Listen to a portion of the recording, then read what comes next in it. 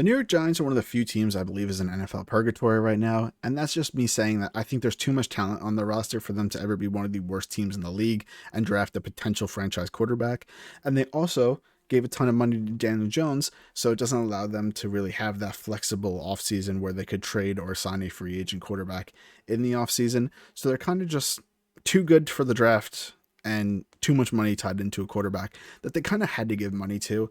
And I think the Giants are in this position mainly because of how much they overperformed in Brian Daboll's first year.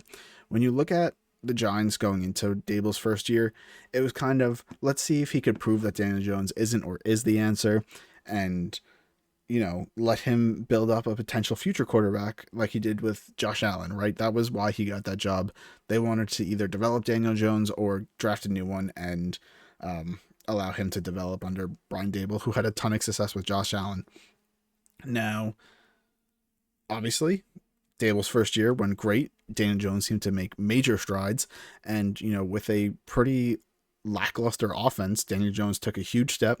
Saquon Barkley, had a fully healthy season, was able to really help the Giants, and they overperformed to the fact that they made the playoffs, which was a Cinderella run in itself. And then they even ended up beating the Vikings in the playoffs and winning a playoff game. That was obviously huge for the New York Giants. Their fans were excited. A lot of them started to believe in Daniel Jones. Sure, there were a ton of questions, but at least he was, serviceable to be a quarterback in the meantime, and they could potentially find one. The only problem is Daniel Jones was going to be a free agent at the end of the season, and he played himself into a good contract, and that kind of has screwed the Giants over because they had to give him that huge contract or somebody else would have. And you could say, well, they should have let him walk. But realistically, how do you let a player walk after having that good of a season and reaching the playoffs for the first time in a few years and then winning a playoff game and having that huge upset? You kind of had to pay him, or else the fans would have, they would have been extremely angry. And you're now looking back on it, you think they're silly for it if they would have done that. But in the time, it seemed like it was just a contract that you were like, yeah, they paid a lot, but it makes sense. Well, then they went into this past season where Daniel Jones obviously didn't stay healthy, but when he was healthy, or so they said he was healthy at least, he didn't look as promising as he did the year before.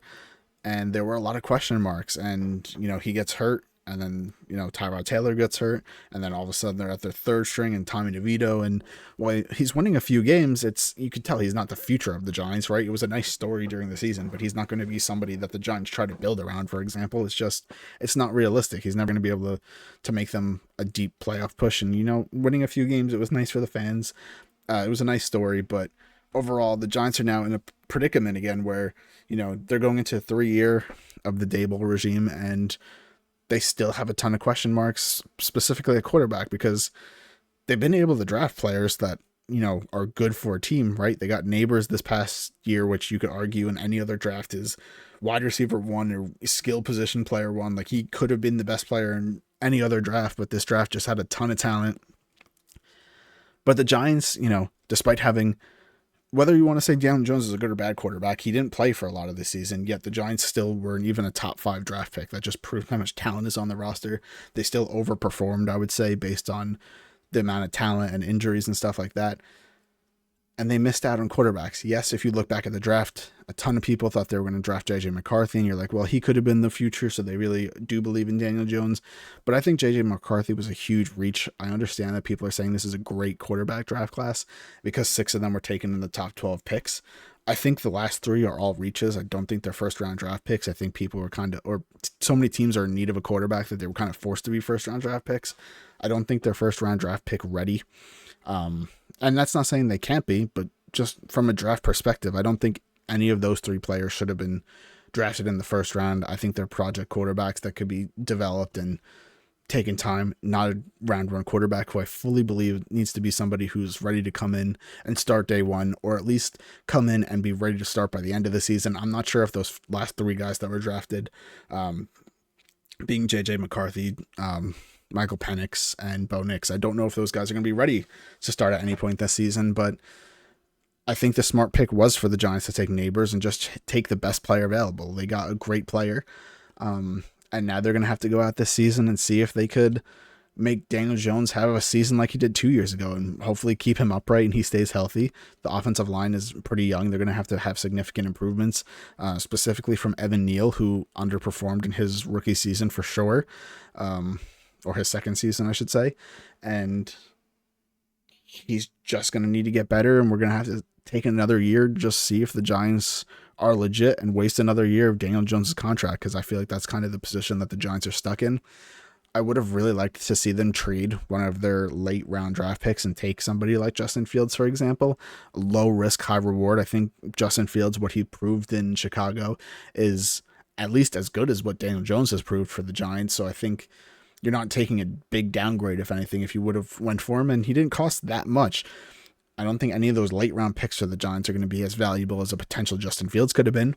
I'm curious to see if the Giants have a bad season, what they're going to do.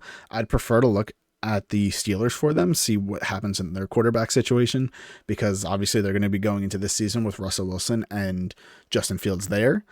I don't think both of them are going to be on the roster for next season, so I kind of feel like the Giants, if, Daniel Jones either has a ton of injuries again, or if he doesn't have as good of a season as he did 2 years ago, they're going to be looking to move on.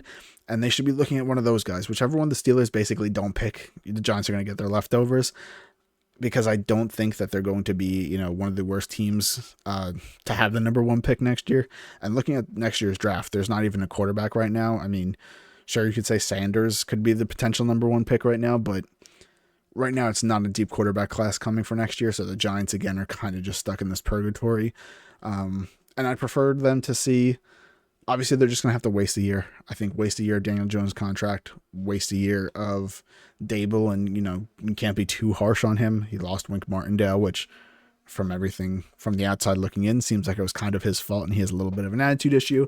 But we can't say that for sure, right? We don't know what happened. We don't know what happens inside that building.